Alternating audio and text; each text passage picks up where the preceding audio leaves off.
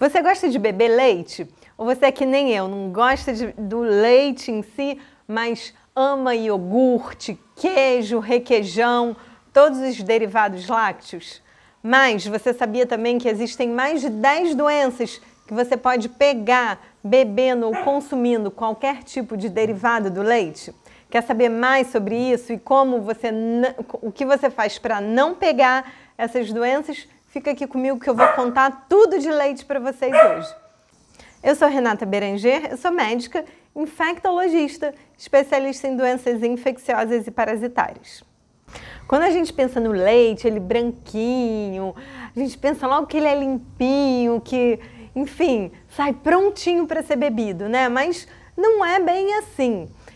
A gente chama ele até de um líquido bioativo, porque faz parte da composição dele ter bactérias. E aí a indústria, quando ela vai processando esse leite, ela não consegue melhorar a qualidade. Isso é muito louco, eu aprendi isso recentemente e eu fiquei empolgada com isso. Ela consegue manter a qualidade do leite, do que é ordenhado das vacas, mas a gente não consegue melhorar isso, a gente consegue pasteurizar para que as bactérias não se proliferem, tem todo um passo a passo a ser seguido, mas sempre vai ter alguma bactéria ali. E quando a gente não cuida adequadamente ou dos animais ou desse processamento todo, bactérias, principalmente bactérias, podem ficar ali armazenadas mesmo no leite, nos seus derivados, e isso vir a infectar a gente. E é o que eu vou falar hoje aqui para vocês, essas 10 doenças que a gente pode pegar se o leite não for tratado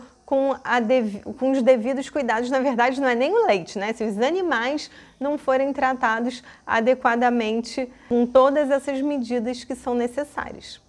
Vou começar falando das doenças que podem ser transmitidas quando os animais estão infectados. Então, são as doenças sistêmicas. A primeira delas é a brucelose. A maioria das pessoas, quando eu falo de brucelose, não tem a menor noção do que é isso.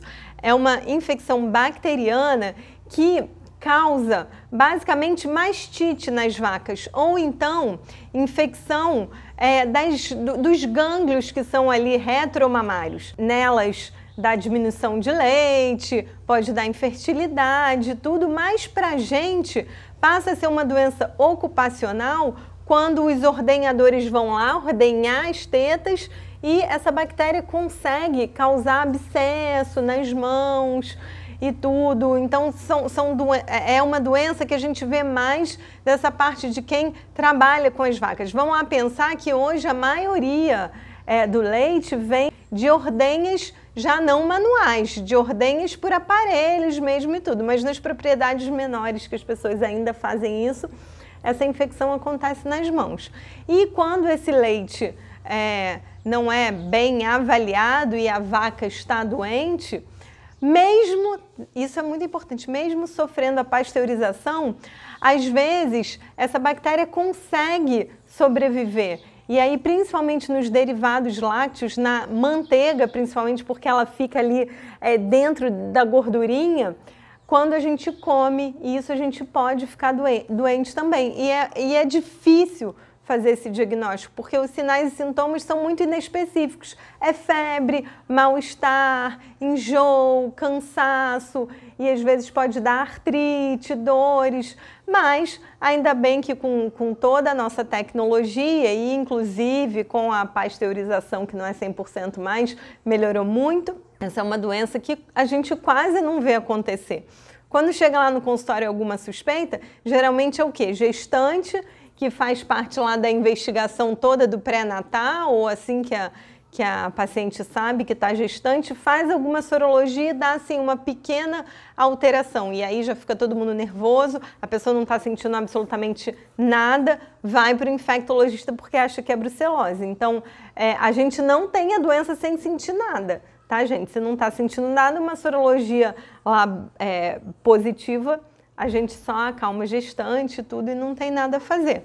Mas, principalmente para quem trabalha com essas vacas, é muito importante. E no Brasil, a gente tem um programa só de erradicação da brucelose e também da tuberculose, que é outra doença que eu vou falar agora, em bovinos, e isso realmente é muito levado a sério e a gente consegue uma alta taxa de um caminho para realmente a erradicação dessa doença. A segunda doença é a tuberculose, mas não é a tuberculose que a gente está acostumado a ouvir, né? Mycobacterium tuberculose de tosse, não. É a Mycobacterium bovis, que também dá mastite nas vacas, às vezes pode dar, enfim, alguma alteração na carne, mas em relação ao leite, ele é transmitido também lá durante a ordenha e tudo, e existem várias formas da gente conseguir fazer esse diagnóstico nos bovinos, e aí realmente eles não são liberados nem para produção de leite, nem para produção de carne. Mas se você bebe um leite contaminado com essa micobactéria, você pode ter febre, mal-estar, também não é aquela tuberculose clássica, e dá um trabalhão para a gente conseguir fazer esse diagnóstico. Realmente tem muito pouco estudo a esse respeito. Mas o mais importante é que o Brasil tem um programa sério de erradicação dessa micobactéria bovina. A terceira doença é a listeriose, também é uma bactéria e ela causa infecção grave em humanos, principalmente nos extremos de idade, idosos e bebês, podendo até causar meningite. Ela também pode causar mastite em vacas e lá durante a ordenha pode contaminar o leite, e aí mais uma vez, se alguém beber esse leite contaminado, pode ter alguma infecção grave. Também muito importante nas gestantes, porque pode levar ao aborto. Então qualquer quadro de diarreia, febre em gestantes, a gente fica logo preocupado com a listeriose, e isso tudo de novo vem de leite cru, leite não pasteurizado, que hoje em dia não é mais adequado para o consumo. E aí no final do vídeo eu vou falar como que a gente vai saber se isso está acontecendo ou não está, como que você faz para prevenir. A quarta doença é a toxoplasmose, que todo mundo fica nervoso com gato. Eu tenho até um vídeo aqui só de toxoplasmose, mas sim, ela pode ser eliminada pelo leite e você pode beber o leite cru e pegar a toxoplasmose. Mais uma vez falando que, olha, o gato não é o principal agente dessa doença, e aí você pode ter febre, pode ter gânglios. De novo, as gestantes, quando se infectam por esse protozoário durante a gestação, pode ter alterações sim com o bebê. Então, gestantes, cuidado com leite cru.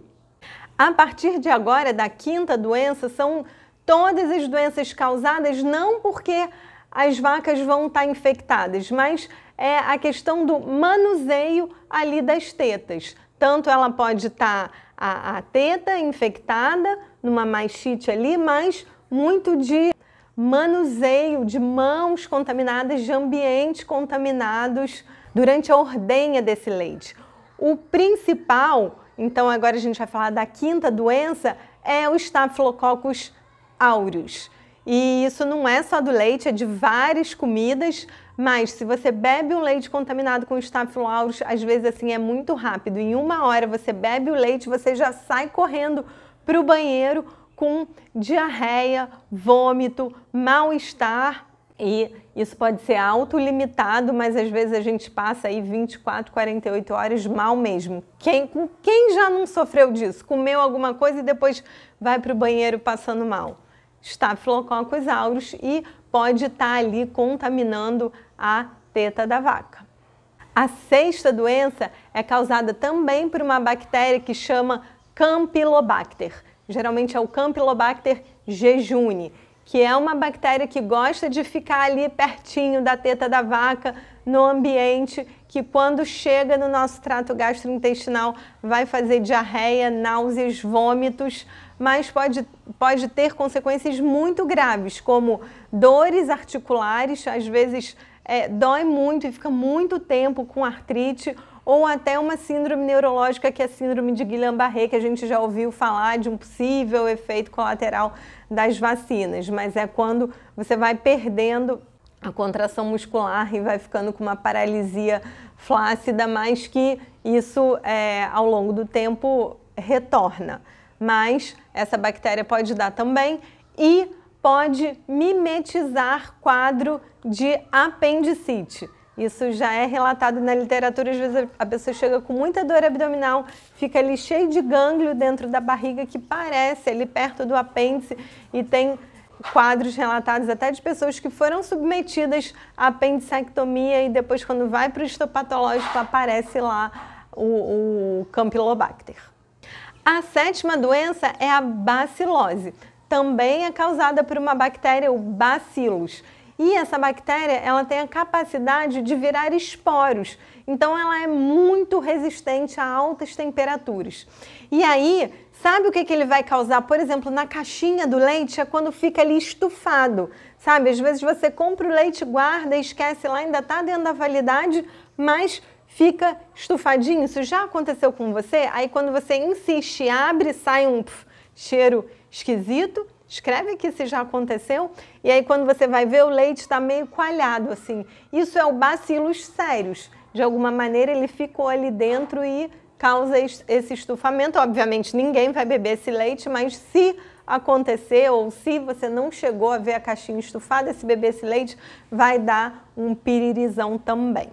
A oitava doença é a salmonela, que não é só do leite, vocês já devem ter ouvido falar. Quando é salmonela typhi, é o quadro de febre tifoide, podem ser quadros gastrointestinais muito graves, às vezes com diarreia, com sangue, insuficiência renal, são quadros muito graves. E é tratado com antibiótico, tem jeito, mas o leite também pode ser contaminado por conta do ambiente e da não limpeza adequada ali das tetas das vacas. Dos tetos, na verdade, o termo correto é esse, tetos, não tetas. A nona doença também é uma bactéria que chama Streptococose. Na verdade, é o Streptococcus pyogenes, a maior causa dessa doença, que também é diarreia, mal-estar. Ela fica ali, o Streptococcus presente em quase todos os lugares. A gente tem ele na gente, mas quando esse tipo de estrepto chega lá no nosso trato gastrointestinal, você vai ter piriri, mal-estar, febre, podendo levar a diarreias hemorrágicas também. E para terminar, a última bactéria é a colibacilose, a Escherichia coli. Mais ou menos aí os coliformes fecais que ficam presentes nas nossas fezes, ou enfim, nas fezes das vacas também, podem causar mastite, e quando chega no nosso trato gastrointestinal, isso pode dar um piririzão. A gente tem aí inúmeros tipos de Escherichia coli. Tem um tipo que é a O157, que causa um quadro que chama hemolítico urêmico, que é gravíssimo, pode dar insuficiência renal, a pessoa tem que entrar em diálise. Ainda bem que aqui no Brasil não é tão comum, mas existem vários outros tipos. Então a gente chama de Escherichia coli enterotoxigênica, enteropatogênica, tem muitos tipos e que vão dar quadros gastrointestinais também. Às vezes é muito difícil da gente conseguir diagnosticar exatamente qual é a bactéria. A gente viu desses 10 tipos, tem os mais graves, menos graves, mas geralmente quando são casos autolimitados, porque ainda bem que são a maioria deles, você tem aquelas 48 horas de diarreia, às vezes fica meio amuado, tem que ir para o hospital para ser hidratado, mas a maioria delas não precisa de tratamento antimicrobianos, mas o que a gente vê é que as pessoas acabam fazendo e tudo, e a maioria fica muito bem. Os quadros que são sistêmicos são os quadros mais graves, mas são menos comuns. A gente tem que agradecer ao Louis Pasteur, que a questão da pasteurização realmente diminuiu muito a incidência dessas doenças. Mas o que eu vou chamar a atenção aqui é que já aconteceu comigo e com o Marcelo, que vira e mexe a gente comprava queijo achando que não tinha problema nenhum, queijo artesanal, não muito industrializado. Então não estou falando aqui que todo queijo artesanal não é bom, mas a gente tem que tomar cuidado principalmente dos queijos que são feitos através do leite cru. Chamar a atenção que às vezes leites de pequenos produtores que chegam às indústrias, isso tem todo um processo para saber se aquele leite está adequado ou não. Quando eles não são aceitos, eles voltam. O produtor é que é o responsável pelo descarte desse leite. Então, se esse produtor não é bem intencionado, ele vai pegar esse leite e vai fazer produtos lácteos. E aí, por exemplo, se esse leite foi rejeitado porque a gente viu que tinha muita célula somática, que é um teste fácil de fazer. E por quê? Porque a vaca que produziu esse leite estava com mastite, às vezes se essa vaca estiver tomando antibiótico, por exemplo, a gente vai comer aquele produto lácteo, então um leite que já foi exposto a antibiótico, ou que pode ter algum micro-organismo e tudo.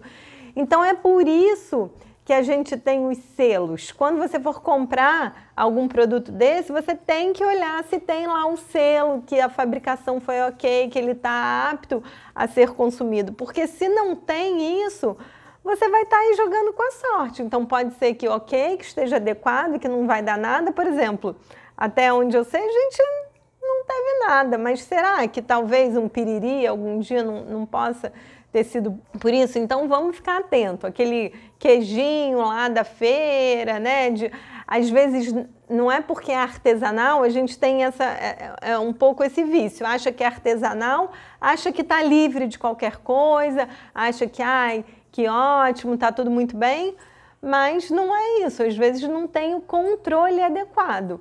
Então, a legislação existe, existem normas técnicas para desde a criação das vacas até de como esse leite vai ser armazenado e transportado e tudo isso são itens e itens que a gente tem que fazer, que tem que ter o controle, que tem que ter um médico veterinário acompanhando, desde como... Imagina como você conduz a vaca lá do pasto até o local da ordenha. Isso tem todo um procedimento operacional padrão para você não estressar a vaca, porque se você até pega ela assim de uma maneira mais ríspida, isso pode influenciar na qualidade do leite. Olha isso, imagina o resto, né, de como que você vai limpar ali as tetas antes de colocar na máquina, ou como você vai higienizar a sua mão se você vai fazer essa ordenha manual. Então são vários pontos que têm que ser respeitados para que esse leite possa ser consumido. Então aquela história, ai não, eu vou lá na fazenda do meu coleguinha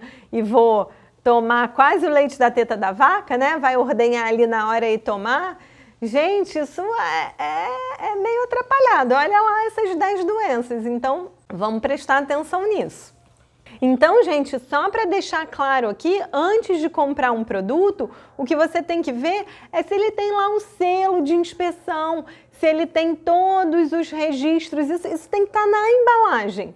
Isso não quer dizer que um pequeno produtor não tenha esse selo e não tenha todo o controle. De maneira nenhuma eu estou falando aqui, olha, não pode comprar do pequeno produtor ou do queijo artesanal. Eu adoro, mas é muito simples. Você só checa lá na embalagem, isso tem que estar disponível para ser avaliado. O problema todo é aquela manteiga que você vai comprar, por exemplo, na feira e vem num potinho que foi utilizado, enfim, um potinho de outra substância que não tem nada, você não sabe como é que foi feito, como é que foi utilizado. É isso que eu estou colocando aqui. Então vamos prestar atenção que a gente pode comer sim, a gente deve comer sim do pequeno produtor, mas contanto que ele siga todas as regras necessárias para que a gente não fique doente consumindo algum produto, consumindo, por exemplo, leite ou produtos lácteos. Escreve aqui se você já comprou, se você já teve piriri, se você já teve algum problema tomando leite, por exemplo, da vaca do seu vizinho ali, da caneca que sai quentinho, que teoricamente é legal, mas cuidado. Obrigada e até a próxima!